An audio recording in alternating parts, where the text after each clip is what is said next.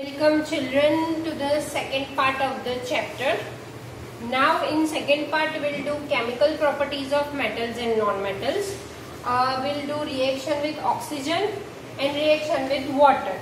Now I'll read on page 46 chemical properties of metals and non-metals. Now reaction with oxygen, children. You are familiar with the phenomenon of rusting of iron.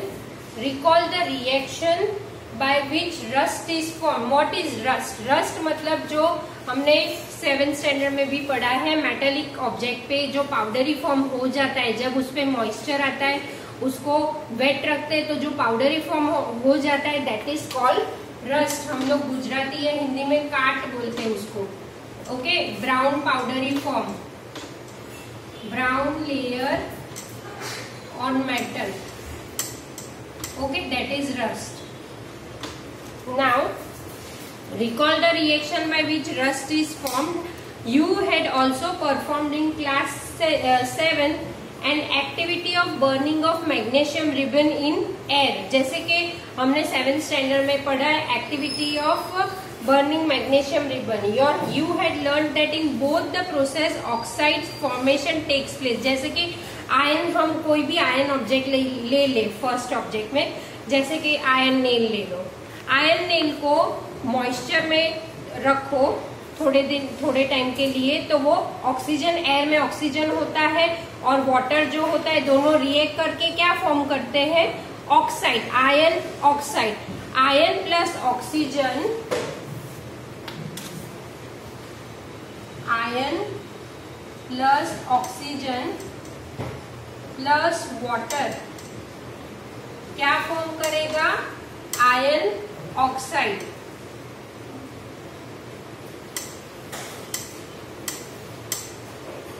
Okay, iron oxide form करेगा.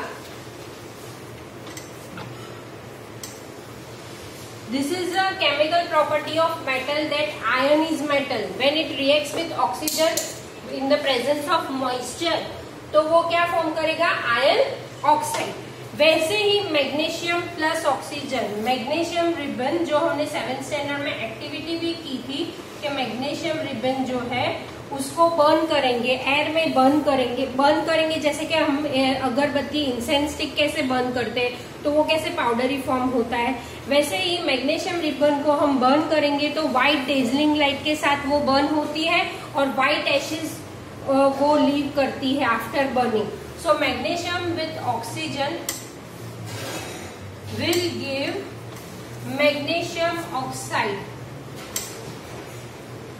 क्या देगा? Magnesium oxide. Okay children, now मतलब कि chemical property of metal में, metal जब iron जब oxygen के साथ रिएक्ट करता है, then it will always give oxide. They are always oxide, iron oxide, magnesium oxide. So reaction of metal with oxygen will give oxides. Okay, now activity 4.3. Let us check the nature of rust formed as a result of reaction between iron, oxygen and water. ये जो ion, oxygen और water से ये जो ion oxide बना है, white brown powdery एश बना है, वो उसका नेचर क्या है? क्या वो एसिडिक है या बेसिक है? So oxides are always basic in nature. वो हमको कैसे पता चलेगा? ये एक्टिविटी से. Collect a spoonful of rust. जो रस्ट होता है उसको एक प्लेट में, इसमें जैसे बताया है ऐसी कोई प्लेट में ले लो. Collect a spoonful of rust and dissolve it in a very little amount of water. You will find that the rust remain suspended in water. Suspended मतलब वो मिक्स नहीं होगा. Shake the suspension well. Test the solution with red और blue litmus paper. What do you find? अभी देखो, एक जैसे कि हमने ऐसी कोई प्लेट ले ली, उसमें आयन रस्ट जो फॉर्म हुआ, आयन ऑक्साइड और वाटर से जो रस्ट पाउडर हुआ उसको ले लिया, उसमें पानी डाला, फिर उसमें लिटमस पेपर जो हमको पता है, हमने किया था कि 7th स्टैंडर्ड में कि एसिडिक है कि बेसिक है, उसके टेस्टिंग के लिए लिटमस पेपर आता है. तो लिटमस पेपर से हमको पता चलेगा कि वो एसिडिक है या basic.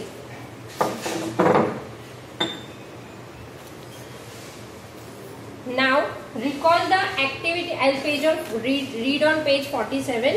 Now recall the activity of burning magnesium ribbon. The ash obtained on burning magnesium ribbon is dissolved in water and tested for its acidic or basic nature. Is the solution acidic or basic? You must have observed that red litmus paper turns blue. So oxides of magnesium is basic nature. Red litmus paper जब blue turn होता है तो वो base होता है. So that are oxides are basic in nature. So iron oxygen और water जब iron oxide बनेगा तो वो बेसिक इन नेचर है क्योंकि वो बेस बनता है. Same way magnesium plus oxygen will give magnesium oxide. It is again basic in nature.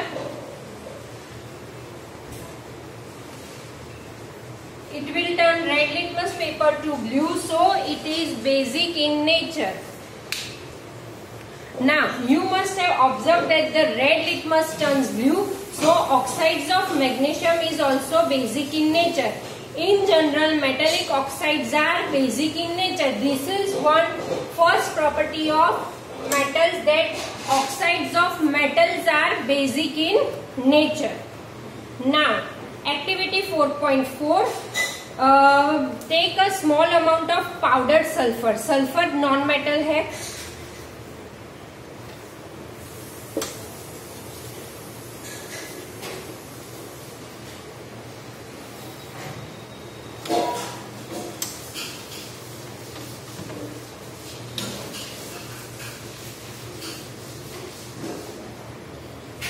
जैसे मैंने आपको बताया था सल्फर नॉन मेटल है. Okay.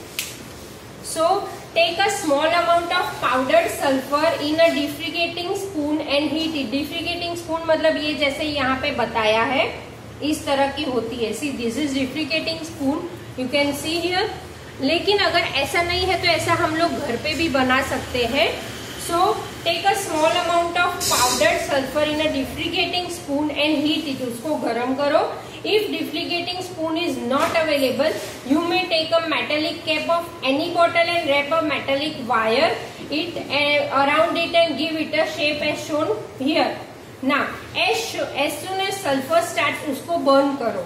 As soon as sulfur starts burning, introduce the spoon into a glass jar or into a gas jar or a tumbler. मतलब जैसे ही sulphur को यहाँ पे बर्न किया तो उसमें से वेपर्स गैस निकलेगा, तुरंत ही उसको ये जार में रख दो और उसको कवर कर दो. ऊपर ये जो लीड दी है उसमें कवर कर दो. As soon as sulfur starts burning, introduce the spoon into gas jar or glass tumbler. Cover the tumbler with lid to ensure that gas जो प्रोड्यूस हुआ है वो एस्केप ना हो जाए. Remove the spoon after some time. Add a small quantity. जब spoon निकाल दी तो उसमें थोड़ा पानी डालो.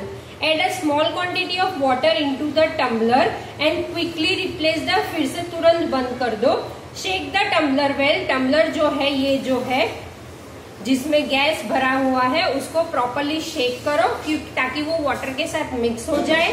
Add a small quantity of water into the tumbler and quickly replace the lid. Shake the tumbler well. Check the solution with red and blue litmus paper. हम लोग check करेंगे तो क्या पता चलेगा कि blue litmus will turn red, so it is acidic in nature. Oxides of non-metals are acidic in nature. This is chemical property.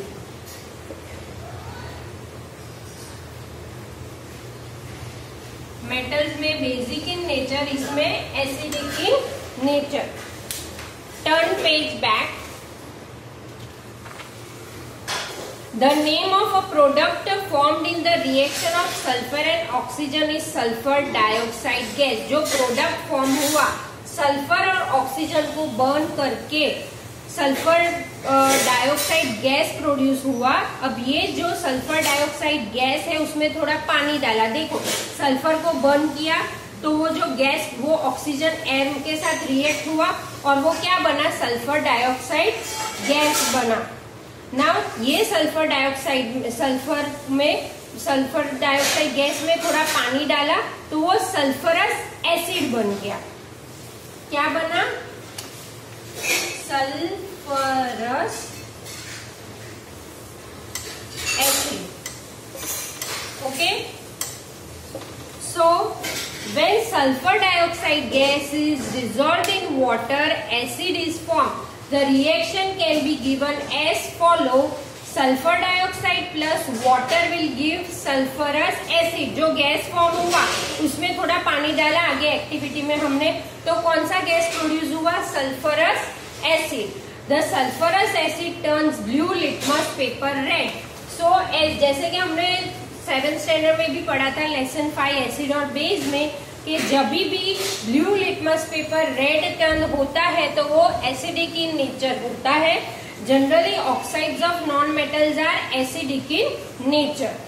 Recall the name of some of the laboratory acids and base you have read in class 7. Note their names in table 4.4. Identify the metals or non-metal present in them which form oxide.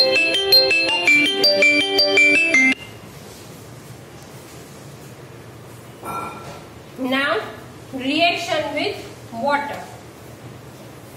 Let us see how metals and non-metals react with water. Sodium metal is very reactive. It reacts vigorously with oxygen and water.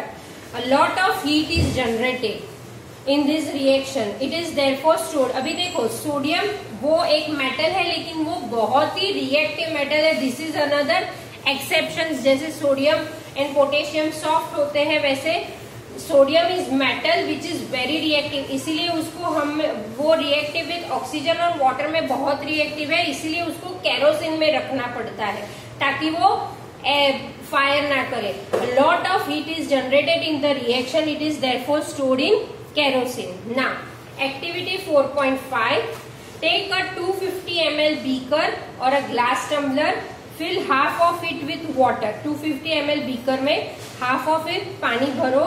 Now carefully cut a small piece of sodium metal उसमें cut करो. Dry it using filter paper and wrap it with the piece of cotton में wrap कर दो. Put the sodium piece wrapped in cotton into the beaker. Observe carefully. During observation keep away from beaker. When reaction stops, touch the beaker. What do you feel? Has the beaker become hot? Test the solution with red or blue litmus paper. It is acidic or basic. अभी देखो, you observe that sodium react vigorously. Vigorously मतलब बहुत ही जल्दी, very fast with water. Some other metals do not do so. For example, iron reacts with water slowly. ये sodium ही होता है.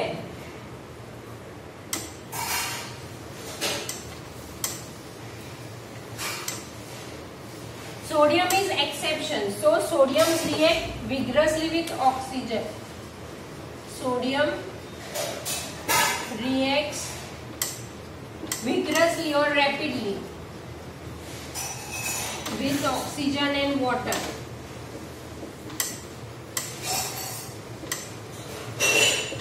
Okay, so it is kept in kerosene. दूसरे जो metal है वो नहीं रिएक्ट होते. फॉर एग्जाम्पल आयरन रिएक्ट होता है लेकिन धीरे धीरे होता है. रस्टिंग एकदम से फास्ट नहीं हो जाती. Now generally non metals do not react with water though they may be very reactive in air. Such non metals are stored in water. For example अभी दूसरा example phosphorus.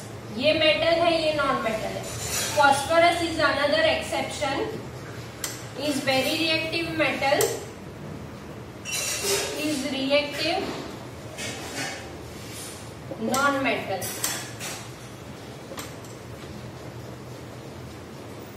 Okay, so it catches fire if exposed to air. उसको air के साथ expose करेंगे तो वो तुरंत ही fire catch कर लेता है. To prevent the contact of phosphorus with atmosphere oxygen, it is उसको वाटर में स्टोर करते हैं. Sodium react with oxygen and water, so इसको केरोसिन में स्टोर करते हैं. It is metal.